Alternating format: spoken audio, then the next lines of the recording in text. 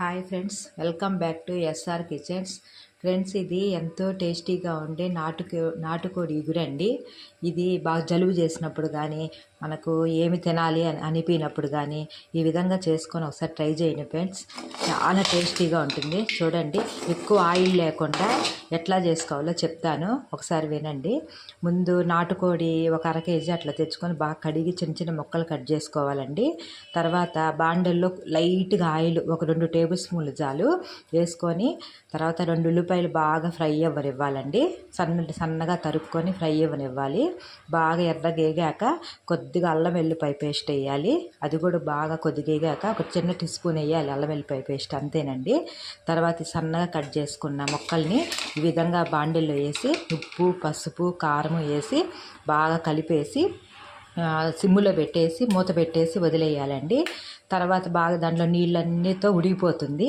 తర్వాత ముక్క పట్టుకొని చూసి ఇంకా కొద్ది గట్టిగా అనిపించింది అనుకోండి, కాస్త నీళ్లు ఒక 2 టీ స్పూన్లు టీ గ్లాసులు 2 టీ గ్లాసులు నీళ్ళు మాత్రం పడతాయి. కొద్ది గట్టిగా అనిపిస్తే పోసేసి బాగా కలిపెట్టాలండి. ఆమెను సిమ్ములోనే బాగా ఉడకనివ్వండి. బాగా ఉడికాక ఎక్కువ ఏ మసాలా వద్దండి. కొద్ది ధనియాలు, చెక్క, లవంగ, అది కూడా లవంగాలు 2, కొద్దిగా ధనియాలు, ఇది ఉంటుంది చూడండి అంటే కొత్తిమీర, పుదీనా, అది కూడా బాగా కడిగి పెట్టుకోవాలి. చెక్క, లవంగ, ధనియాలు ఈ 3 కూడా బాగా మిక్సీలో పట్టాలండి. కొబ్బరి కూడా మన నచ్చితే వేసుకోవచ్చు, లేకపోతే లేదు. నేనేం వేయలేదండి జలుబు చేసిందని. ఆ తర్వాత మెత్తగా ఇవన్నీ కూడా మిక్సీలో గ్రైండ్ చేసుకోవాలి. ఇది మొత్తం బాగా ఇట్లా ఫ్రై అయిపోయాక అప్పుడు పైన ఇట్లా చల్లాలండి. దాన్ని ఈ విధంగా చల్లాక పొడినంతా బాగా చల్లాక బాగా కలిపెట్టేసి సిమ్ములో పెట్టేయాలండి. ఇది కూడా చూడండి ఫ్రెండ్స్, ఎక్కువ ఆయిల్ కూడా పట్టలేదు. చూడండి ఎంత ఎర్రగా ఎంత బాగుందో, ఎంత టేస్టీగా ఉంటుందండి. భలే టేస్టీగా ఉంటుంది.